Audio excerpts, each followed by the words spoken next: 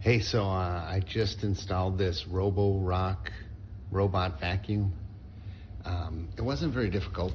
It came in a big box, and then it basically looks like a kind of a litter box type of thing. Plug that into the wall, and then you download the app, and now it is mapping our house. So it's kind of roaming around. It's mapping out different zones. It's not bumping into things right now per se.